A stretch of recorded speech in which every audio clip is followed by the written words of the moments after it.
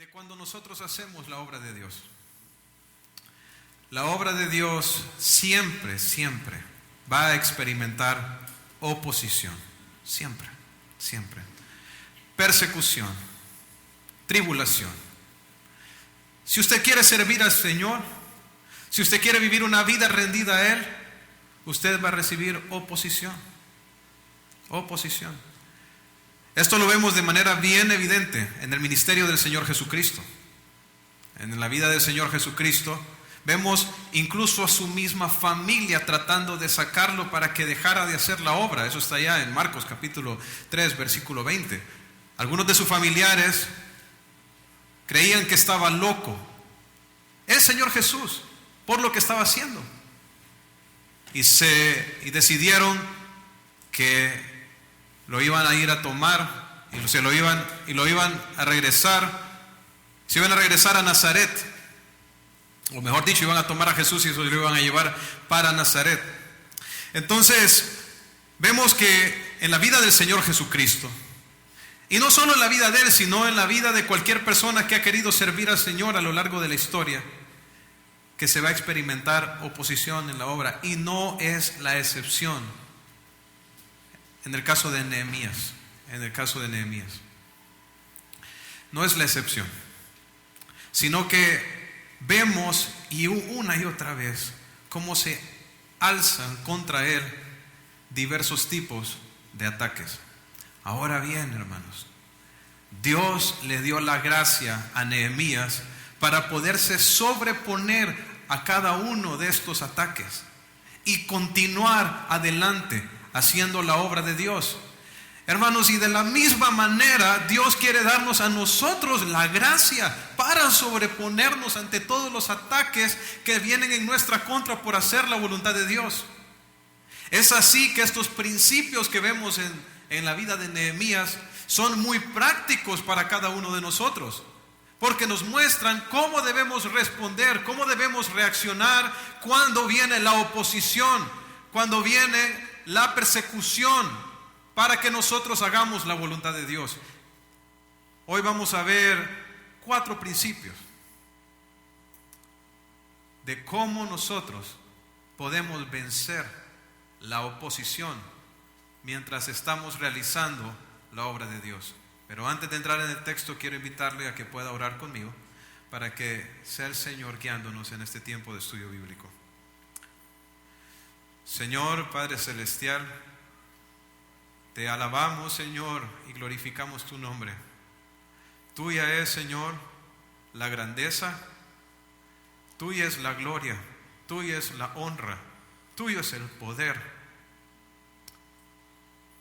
Tuya, Señor, es la sabiduría.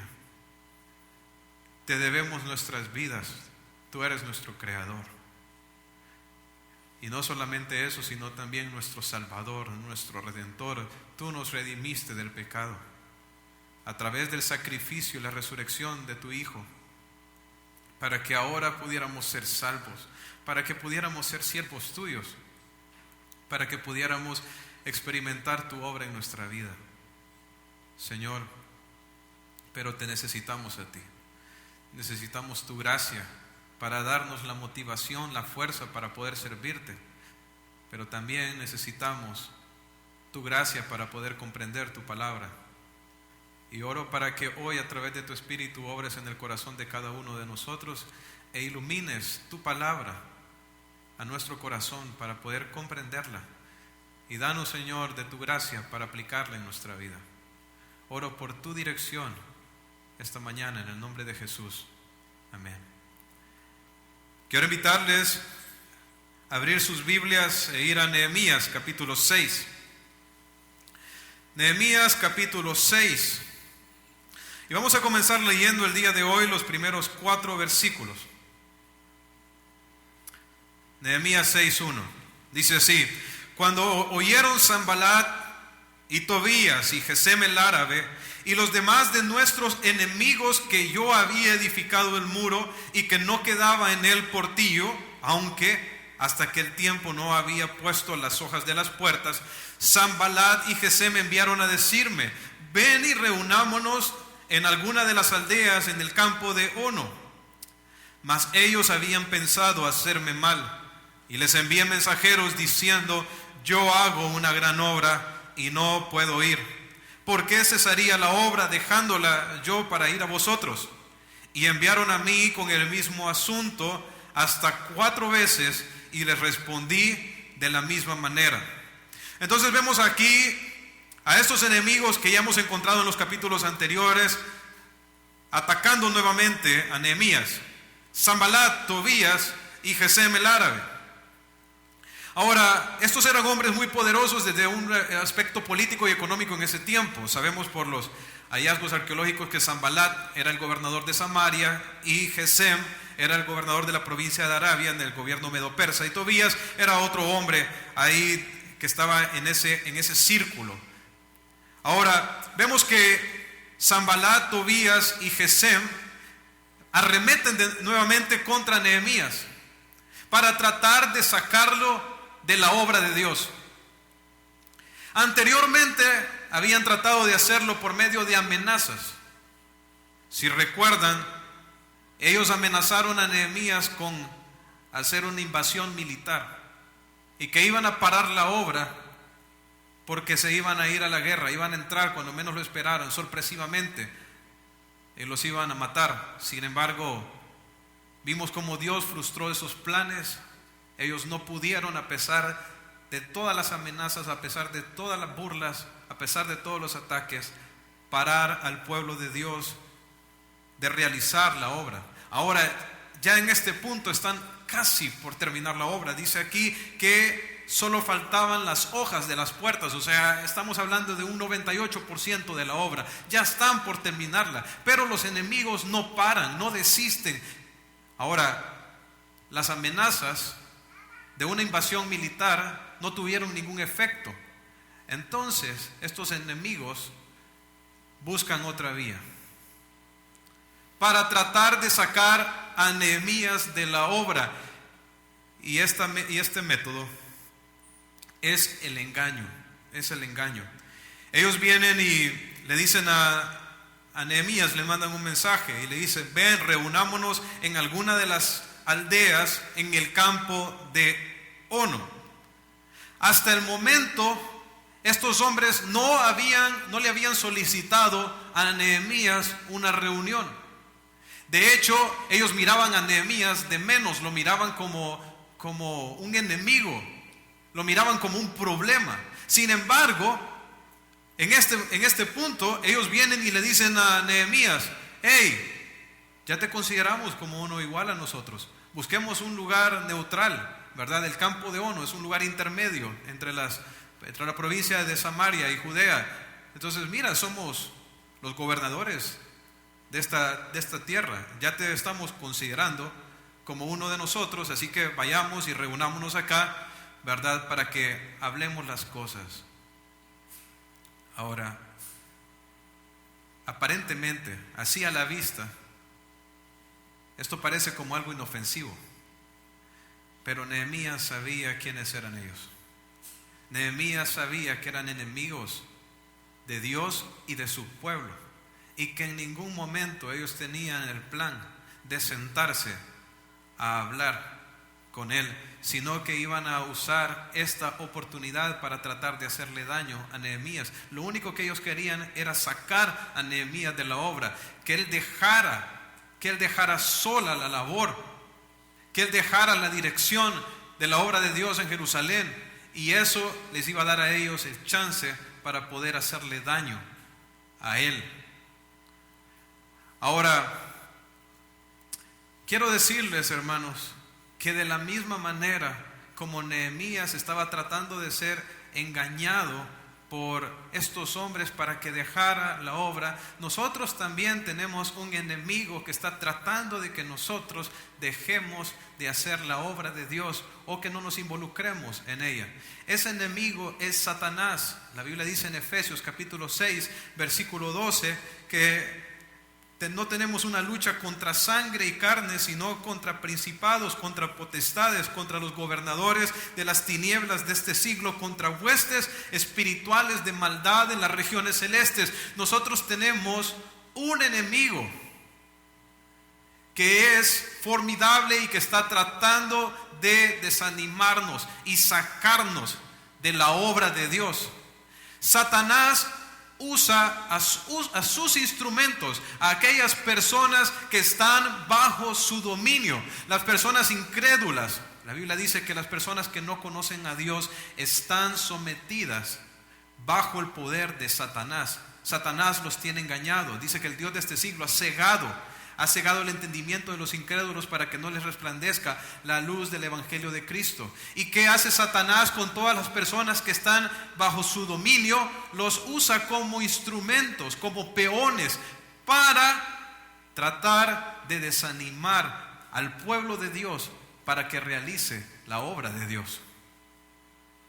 Es por eso que tenemos a los familiares de Jesús tratando de llevárselo de vuelta para Nazaret y sacarlo de la obra. ¿Sabe por qué? Porque la Biblia dice que ni su propia familia creía en él, ni sus hermanos, al menos en ese punto, creían en él.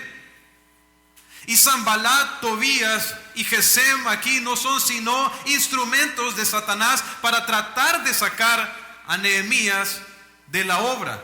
Ahora, ¿cómo pudo discernir Nehemías cuáles eran las intenciones que ellos tenían? Lo podemos ver en su respuesta. Él les envió mensajeros, dice el versículo 3, y les dijo: yo hago una gran obra y no puedo ir. ¿Por qué cesaría la obra dejándola yo para ir a vosotros? ¿Sabe cómo pudo discernir que esto no venía de Dios? Porque esto venía para sacarlo a él de la obra. Cualquier cosa que implicara que Nehemías dejara abandonada la obra de Dios, él sabía que no venía de Dios. Y nosotros, hermanos, tenemos que aprender a identificar todas aquellas cosas en nuestra vida que vienen para tratar de sacarnos de la obra, para tratar de sacarnos de los propósitos de Dios y de su voluntad para nuestra vida.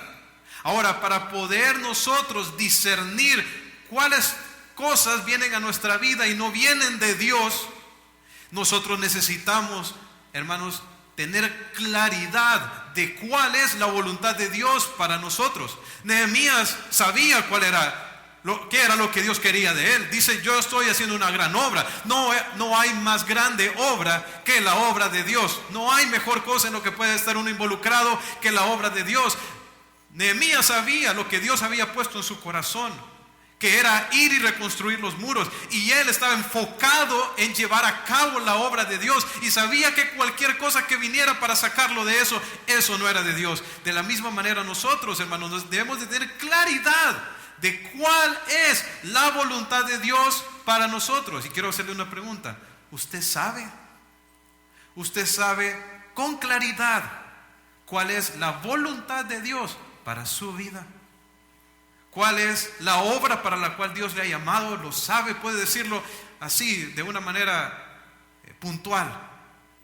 Esto es lo que Dios me ha llamado a hacer. Si no tiene claridad, de pronto esto le puede ayudar.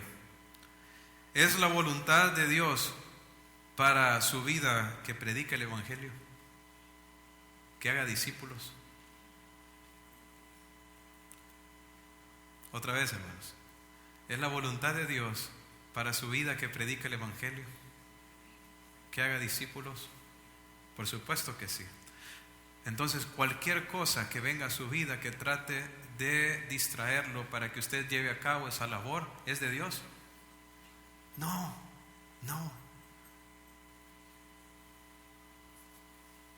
Otra cosa, ¿es la voluntad de Dios que vivamos una vida de santificación, una vida en santidad? Sí, no es así. Entonces, cualquier cosa que viene a nuestra vida para tratar de que nosotros pequemos, ofendamos a Dios, ¿viene de Dios? Por supuesto que no. ¿Es la voluntad de Dios para los esposos aquí que amen a sus esposas, que amen a sus hijos, que cuiden de ellos? Entonces, cualquier cosa que venga a su vida para tratar de desviarlo de eso, viene de Dios. ¿Qué tal si le sale una oportunidad de trabajo donde usted se va a convertir en un esclavo, donde no va a ver a sus hijos, donde no va a poder invertir en ellos para edificarlos en la palabra? Eso es de Dios. Como mamá, ¿cuál es el llamado de Dios para las mamás? Que sean mujeres piadosas, que instruyen a sus hijos en la fe, en el Señor. Cualquier cosa, hermano, hermana, que venga a tratar de sacarla de eso, no es de Dios. Como iglesia, hermanos, ¿quiere Dios que nosotros comencemos nuevas iglesias, que formemos nuevos pastores, que apuntemos a la expansión del Evangelio en llevar a Cristo a otros lugares? Sí. ¿Y qué debemos hacer? Mantenernos enfocados, llevando a cabo esa labor sin movernos ni a derecha ni a izquierda. Nosotros tenemos que tener claridad de cuál es la voluntad de Dios para nuestra vida y mantenernos enfocados en ello. Eso fue lo que hizo Nehemías. Y por eso, a pesar de que no fue una vez, sino 4 veces le insistieron con la misma cosa. 4 veces, ¿verdad? Porque a veces pensamos nosotros que los ataques, que las tentaciones para apartarnos, para salir de la obra de Dios van a ser aisladas, pero realmente son ataques sistemáticos, es una cosa tras otra, ¿verdad? Satanás no se cansa, él está ahí persistentemente tratando de apartarnos. ¿Y qué tenemos que hacer nosotros? Mantenernos firmes, perseverando, trabajando, enfocados. Nehemías les dijo: yo no tengo tiempo, yo no voy a dejar la obra. Esto es una obra grande, una obra grande. Ahora, ese es el primer punto. Vamos a ver el segundo, versículo 5, volviendo a Nehemías 6. Entonces, Sanballat envió a su criado para decir lo mismo por 5ª vez, con una carta abierta en su mano en la cual estaba escrito: se ha oído entre las naciones, y Gasmu lo dice, que tú y los judíos pensáis rebelaros, y que por eso edificas tú el muro con la mira, según estas palabras, de ser tú su rey, y que has puesto profetas que proclamen acerca de ti en Jerusalén, diciendo: hay rey en Judá. Y ahora serán oídas del rey las tales palabras. Ven por tanto y consultemos juntos. Entonces envié yo a decirle: no hay tal cosa como tú dices, sino que tú de tu corazón tú lo inventas. Porque todos ellos nos amedrentaban, diciendo: se debilitarán las manos de ellos en la obra y no será terminada. Ahora pues, oh Dios, fortalece tú mis manos. Entonces, Sanballat, viéndose desairado por 4 veces, sube el nivel de presión sobre Nehemías. Esta vez vuelve a mandar el criado en una 5ª vez, pero esta vez lo manda con una carta abierta. ¿Y qué decía en la carta? Pues supuestamente en la carta estaban plasmados los deseos independentistas de Nehemías. Le están diciendo: mira, dice, tenemos una carta aquí donde dice que tú te estás pensando rebelar contra el rey. ¿Contra cuál rey? Contra el rey Artajerjes, el rey de quien Nehemías era copero, el cual lo había enviado y le había dado todos los recursos para poder reconstruir la muralla de Jerusalén. Y le están diciendo: mira, aquí en esta carta hemos puesto lo que andan diciendo de ti. ¿Quiénes andaban diciendo? Se ha oído entre las naciones. ¿Dice quién era la fuente? No. Y después dice: y Gasmu lo dice. ¿Sabe quién era Gasmu? Gasmu era el mismo Gesem. ¿Qué fuente más fiel? ¿No es así, hermanos? ¿Qué fuente más fidedigna, verdad, para encontrar información verdadera? Los enemigos. Entonces vienen y le dicen a Nehemías: mira, se ha escuchado esto. Gasmu dice también que tú te quieres independizar, que tú vas a proclamarte rey en Jerusalén y que esa es la razón por la cual estás reconstruyendo los muros. Aquí está la carta y nosotros la vamos a enviar firmada para Artajerjes. Ahora, quiero que nos pongamos a pensar un poco en lo que eso significa.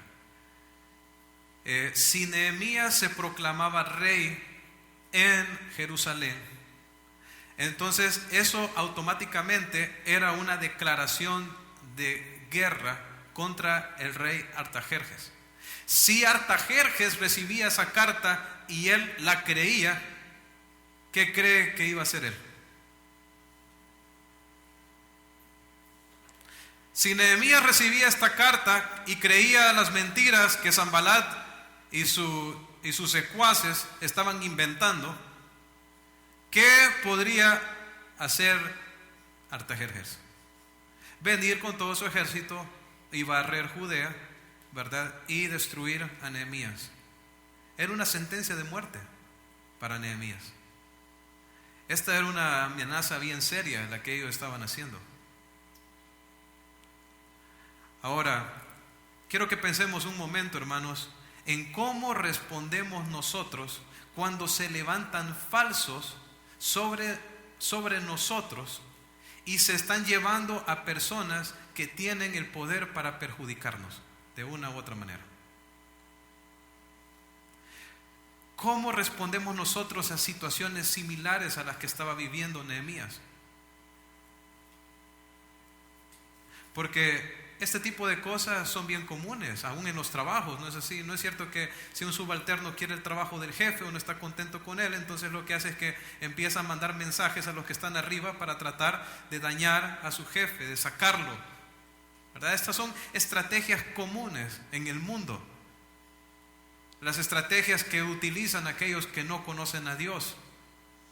Ahora, en la obra de Dios se da de la misma manera. De pronto usted está sirviendo al Señor con fidelidad, está buscando al Señor, está buscando glorificarle en su trabajo, glorificarle en su casa, glorificarle en todo lado, y de repente hay gente que empieza a levantar falsos contra usted, cosas que usted sabe que son mentiras, y están llevando estos mensajes a otras personas tratando de perjudicarlo. Ahora, normalmente ante este tipo de cosas, ¿cómo respondemos nosotros? ¿Cómo responde usted, hermano? Muchas veces respondemos con ansiedad, con temor, nos desesperamos. Dejamos de hacer lo que estamos haciendo porque la preocupación nos inunda la cabeza. Y no solo es que nos preocupamos, sino que estamos actuando en base a esa preocupación, ¿verdad? Nehemías, si se hubiera dejado llevar por estos chismes, porque no eran otra cosa que chismes y difamación, de pronto Nehemías hubiera venido y le hubiera dicho a los criados: miren, criados, están mandando este mensaje, tenemos que llegar a Susa antes de que llegue esa carta. Y para que nosotros podamos, para que yo pueda explicarle nuevamente a Artajerjes, ¿verdad?, mi compromiso con el reino, que en ningún momento yo estoy pensando hacerme rey en Israel, pero él no hace eso. ¿Qué hace Nehemías? Nehemías, hermanos, se fortalece en el Señor. Viene él y dice: no hay tal cosa como tú dices, sino que tú de tu corazón la inventas. Él dice: usted está inventando, son mentiras. Y mire lo que hace, porque ellos nos estaban amedrentando, dice al final del versículo 9. Y en la última parte dice: ahora pues, oh Dios, fortalece tú mis manos. ¿En quién estaba la confianza de Nehemías? La confianza de Nehemías estaba en su Dios. Él sabía que lo que ellos estaban diciendo era mentira, y si Artajerjes lo creía, sería una mentira. Pero él sabía algo: él no temía ni a Sanbalat ni a su banda, ni le temía al mismo Artajerjes. ¿Por qué? Porque a él le había dado un mandato el jefe más alto, que era el Dios Todopoderoso, y él no iba a dejar botada la obra que Dios le había dado. Él temía a uno solo, que era su Dios Todopoderoso, y él le había dicho: construye los muros. Entonces él iba a hacer lo que su Dios le iba a hacer, y lo que los demás pensaran, lo que Artajerjes pensaran y lo que esta banda pensara, no importaba. Él estaba enfocado en lo que Dios le había pedido que hiciera, y tenemos que hacer exactamente lo mismo, hermanos. No temer al hombre. Muchas veces no hacemos la obra de Dios, o nos desanimamos porque vemos al hombre, porque nos preocupa demasiado las opiniones de la gente. Nosotros solo nos tiene que preocupar una sola opinión, y es la de Dios, y punto. Temer al Señor. Dice Salmo 118, 6, dice: Jehová, dice, está conmigo, no temeré lo que me pueda hacer el hombre. Jehová está conmigo entre los que me ayudan. Por tanto, yo veré mi deseo en los que me aborrecen. Mejor es confiar en Jehová que confiar en el hombre. ¿En quién debe estar nuestra confianza? En el Señor, únicamente. No debemos de temer al hombre. Ahora, uno diría que después de este intento ellos iban a tirar la toalla, pero no es así. Mira el versículo 10. Versículo 10, volviendo a Nehemías 6, al versículo 4, dice: vine luego a casa de Semaías, hijo de Delaía, hijo de Mehetabel, porque él estaba encerrado, el cual me dijo: reunámonos en la casa de Dios, dentro del templo, y cerremos las puertas del templo, porque vienen para matarte. Sí, esta noche vendrán a matarte. Entonces dije: un hombre como yo ha de huir, y quien que fuera como yo, dice, entraría al templo para salvarse la vida. No entraré. Y entendí que Dios no lo había enviado, sino que hablaba aquella profecía contra mí, porque Tobías y Sanballat lo habían sobornado, porque fue sobornado para hacerme temer, así y que pecase y le sirviera de mal nombre, con que fuera yo infamado. Acuérdate, Dios mío, de Tobías y de Sanballat, conforme a las cosas que hicieron. También acuérdate de Noadías, profetisa, y de los otros profetas que procuraron infundirme miedo. Entonces miren lo que está pasando aquí. Viene Nehemías a la casa de un tal Semaías. ¿Quién era este Semaías? Era un falso profeta. Era una persona que se hacía pasar como un siervo de Dios. Delaía, el papá de Semaías, fue parte del grupo de judíos que regresaron de la cautividad a Jerusalén. Ahora, cuando en los tiempos de Esdras regresó este grupo, se buscó en las genealogías cuál era la ascendencia de cada uno de ellos, para ver cuál era la labor que le correspondía. Si había reconstruido el templo, era necesario retomar el servicio al Señor, ¿verdad? Los sacerdotes que eran de la línea de Aarón eran los encargados de llevar a cabo esta labor. Entonces se buscó, ¿verdad?, en los libros, en las genealogías, ¿verdad?, quienes eran de la línea directa de la descendencia de Aarón. Pues resulta que había un grupo que se decían que eran sacerdotes, que ellos decían que eran de la línea sacerdotal. Sin embargo, cuando los buscaron en los registros, no estaban. Entonces decidieron no incluir a estos hombres, a estas familias, a este grupo dentro del sacerdocio, porque no se pudo comprobar de que eran realmente del linaje sacerdotal. Pues quiero decirles que Delaía, el papá de Semaías, era de ese grupo. Usted lo puede comprobar allá en Esdras capítulo 2. Ahora noten algo, que aunque ellos no habían sido incluidos, no eran considerados como sacerdotes, este hombre sí se consideraba uno. Y se autoproclamaba a sí mismo como un sacerdote, como un siervo de Dios aquí en Jerusalén. Y miren lo que hace él. Dice que se encerró. Ahora, ¿cuál era la idea de esto? Pues cuando Dios enviaba a un profeta para mandar un mensaje a su pueblo, en ocasiones Dios mandaba al profeta para que comunicara a través de un ejemplo visible en su vida lo que Dios quería comunicar, como en el caso de Oseas. Oseas, Dios le dijo que tomara por esposa a una mujer adúltera. ¿Cuál era la meta? ¿Verdad?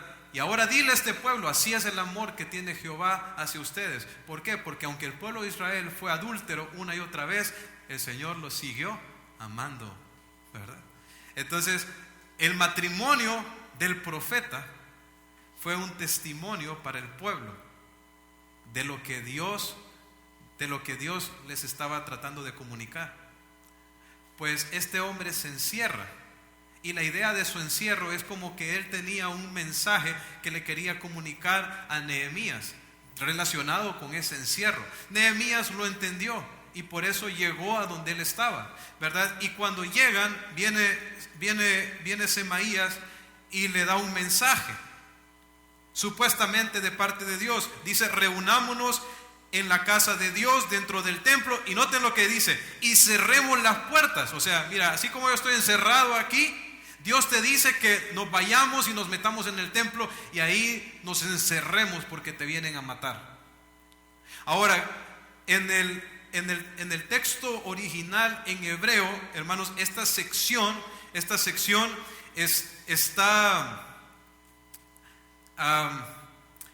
en la típica poesía hebrea. O sea que lo que estaba tratando Semaías aquí era de hacer pasar sus palabras como que eran de Dios. Los profetas normalmente usaban este tipo de construcción poética para comunicar sus mensajes. Lo que Semaías, es bien astuto, está tratando de hacer es hacer sus palabras que pasen como que son palabras de Dios. Está tratando de que lo que él está diciendo suene como que realmente viene de Dios. Ahora, ¿cómo pudo distinguir Nehemías que este era un falso profeta, que era un mentiroso, que no venía de Dios? Esto es bien importante porque quiero decirles que una de las maneras que que el enemigo trata de sacarnos de su obra es a través de mala doctrina, por medio de falsos profetas, los cuales hoy abundan por todos lados, hermanos.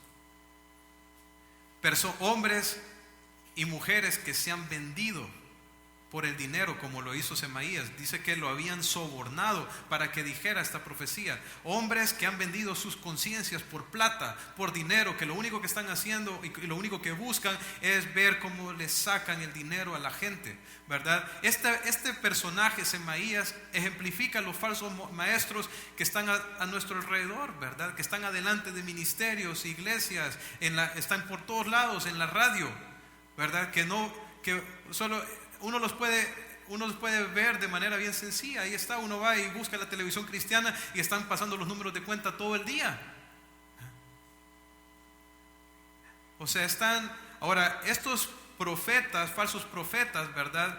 No solamente son de hoy, lo vemos aquí. Semaías es un ejemplo. Y así como Nehemías pudo discernir que el mensaje que le traía no era de Dios, nosotros tenemos que desarrollar discernimiento también para poder distinguirlos y no caer en sus tretas. ¿Por qué? Porque si nosotros caemos, hermanos, vamos a terminar saliendo de la obra de Dios y no haciendo lo que Dios quiere que hagamos.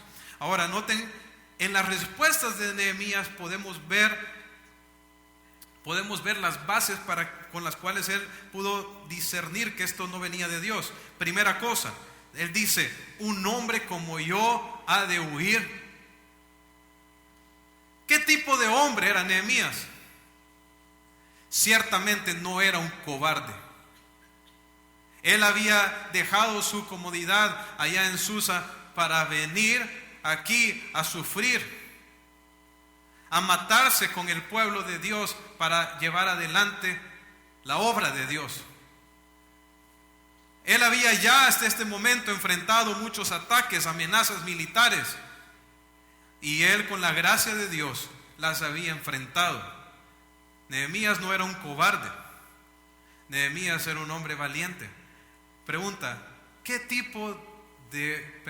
qué tipo de personas nos convierte el Señor a nosotros? ¿En cobardes? ¿Nos llama el Señor a nosotros a escondernos debajo de las piedras ante los sufrimientos y las aflicciones? ¿O acaso, hermanos, los que conocemos a Dios, los que le amamos a Él, lo que hacemos es llevar a cabo la obra independientemente de todo lo que venga? ¿No nos dijo el Señor Jesús que si alguno quería seguir en Él, íbamos a tener que tomar la cruz?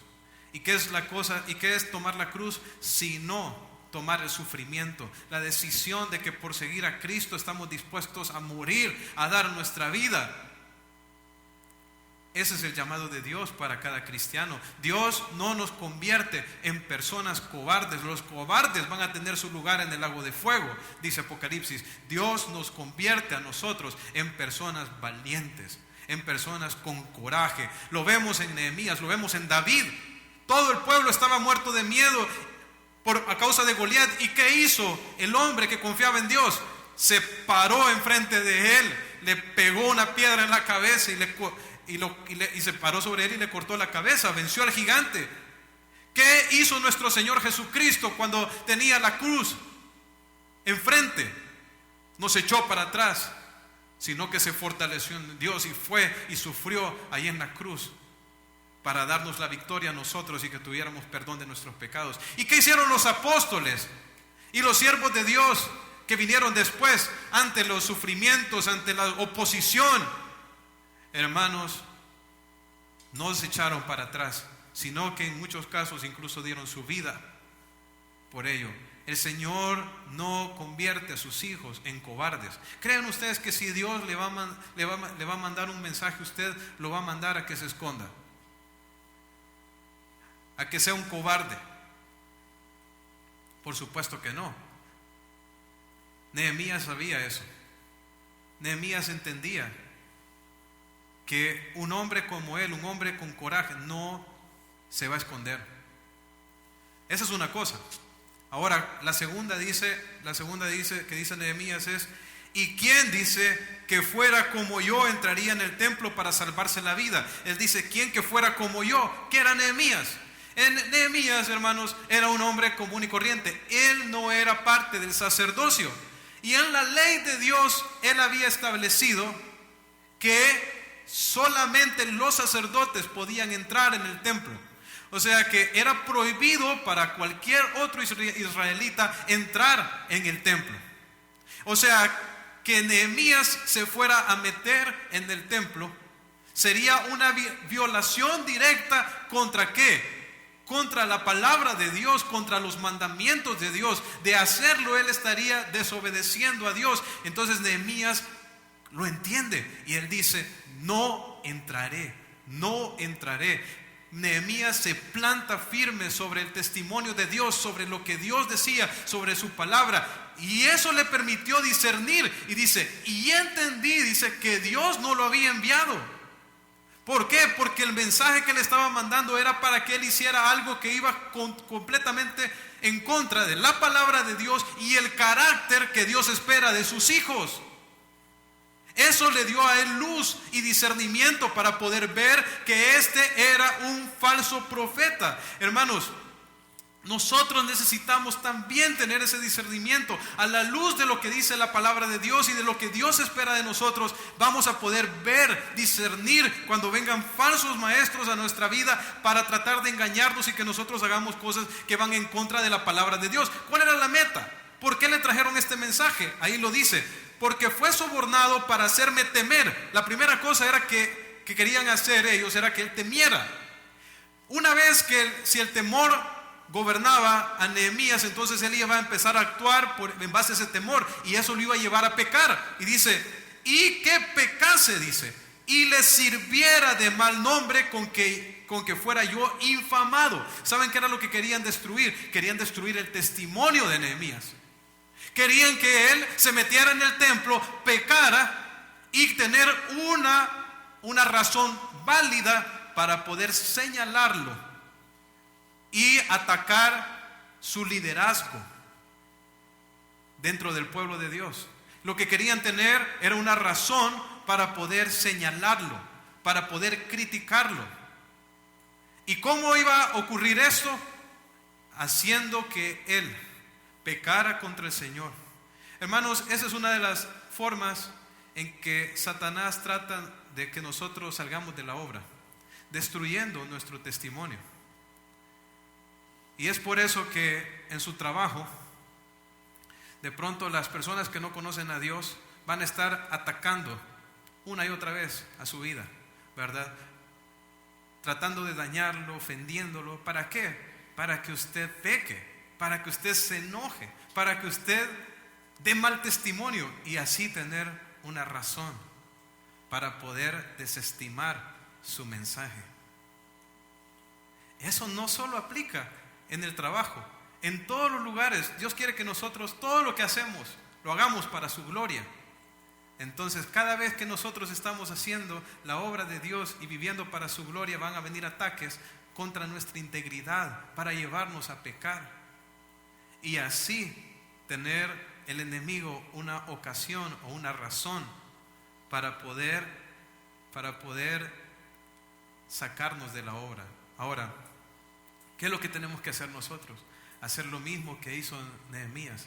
Mantenernos íntegros, firmes sobre la palabra, ni irnos ni a izquierda ni a derecha, poder discernir las cosas que no vienen de Dios, especialmente de estos falsos profetas.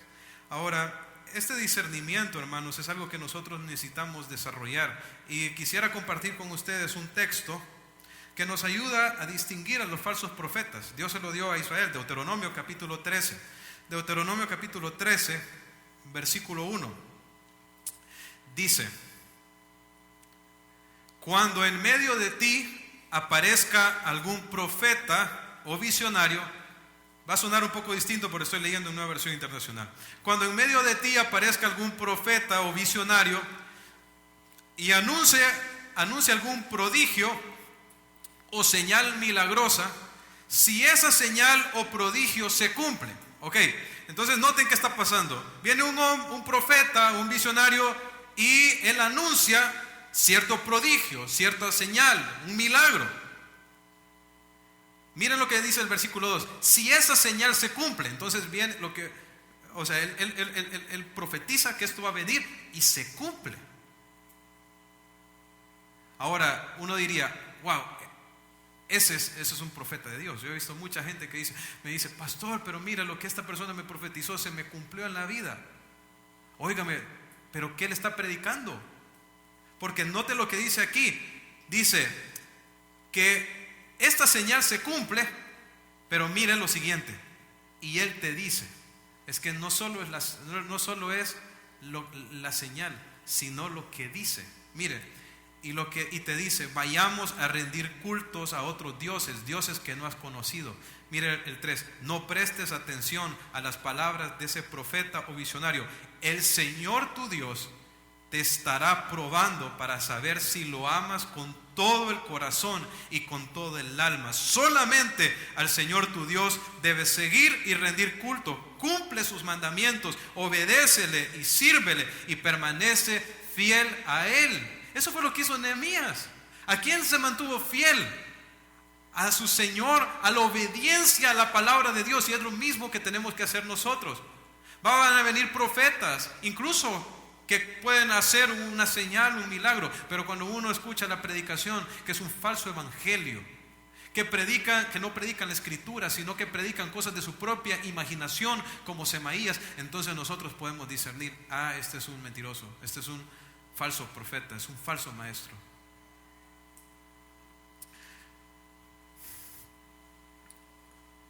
Ahora, ¿cuál fue el resultado de mantenerse firme trabajando en la obra? Mira el versículo 15, volviendo a Nehemías 6. Victoria, hermanos. Dice, fue terminado pues el muro el 25 del mes de Elul en 52 días.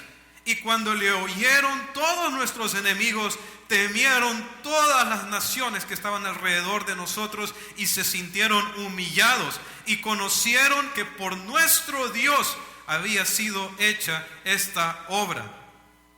¿Sabe? La obra se concluyó, los muros fueron terminados. Ahora, ¿quién se llevó toda la gloria en esta obra?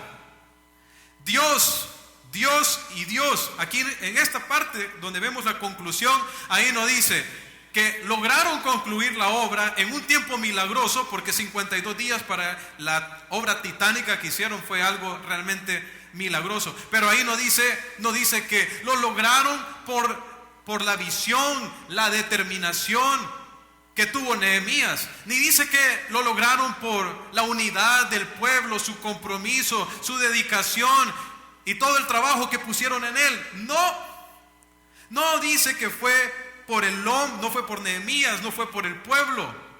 Al final dice, y conocieron que por nuestro Dios había sido hecha esta obra. ¿Por qué queremos hacer la obra así como la hizo Nehemías? Dependiendo del Señor, buscándole a Él en oración, no en nuestras fuerzas, sino clamando a Él.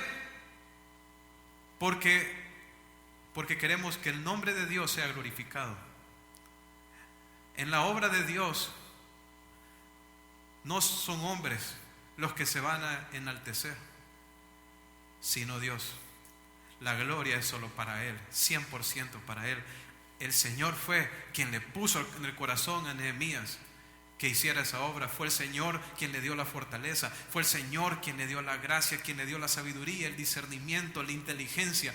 Dios, Dios, Dios. ¿Y quién fue el que le dio la motivación al pueblo? Que le dio las energías, que produjo arrepentimiento cuando hubieron problemas entre ellos. Fue Dios, y por eso la gloria se la lleva Dios al 100%. Y en esta obra, hermanos, que nosotros estamos realizando para Dios, también quien se debe llevar la gloria es Él, únicamente Él. Ahora, noten algo, la conclusión de la construcción de los muros está a mitad del libro. De pronto uno diría, wow, estamos aquí en la cima, ¿no es así? Victoria, y ahora ya termina el libro. Pero no, porque más bien venía comenzando. El propósito de la culminación de la obra de Dios, de la reconstrucción de los muros, no eran los muros, hermanos.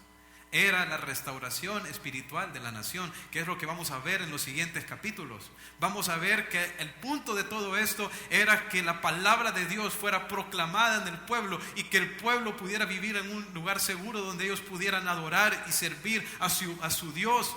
La meta, hermanos, de todo esto no eran los muros, era la edificación espiritual. Es igual que hoy en día. Nosotros tenemos este local aquí donde nos reunimos. El Señor ha provisto, ¿verdad?, el trabajo de muchos para que podamos tenerlo. Pero el punto no es esto, no son las paredes. El punto, hermanos, es la edificación espiritual de cada uno de los que estamos aquí. Esa es la meta. Ese es el punto de la obra de Dios. El punto es la edificación espiritual del pueblo de Dios. Esa es la meta. Ahora,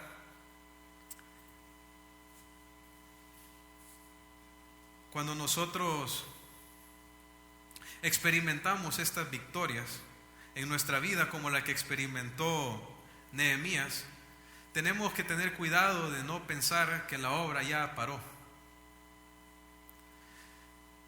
Mientras estemos aquí en el cuerpo, mientras estemos en este mundo, hermanos, la obra no para.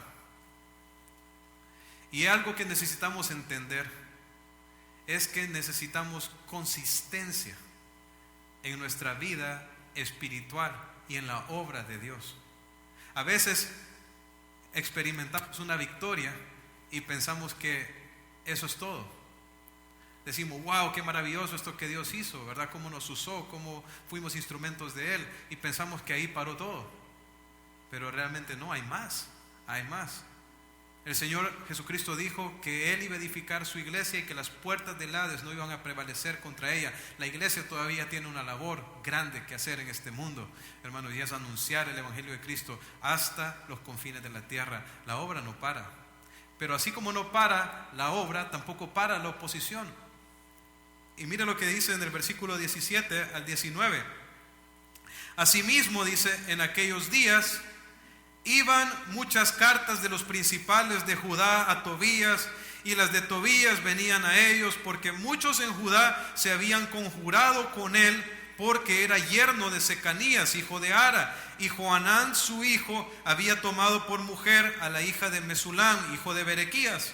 También contaban delante de mí las buenas obras de él, y a él le referían mis palabras, y enviaba a Tobías cartas para atemorizarme. Tobías tenía espías, gente desde adentro, que habían entablado relaciones familiares. Habían judíos que se habían casado con la hija de Tobías, ¿verdad? Y esa relación familiar Tobías la estaba explotando para atacar a Nehemías. Y venía y esta gente le hablaba bien a Nehemías de Tobías, imagínense.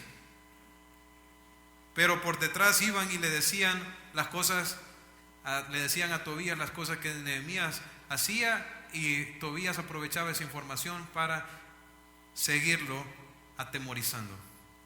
Hermanos, la obra no termina mientras estemos aquí, ni tampoco la oposición.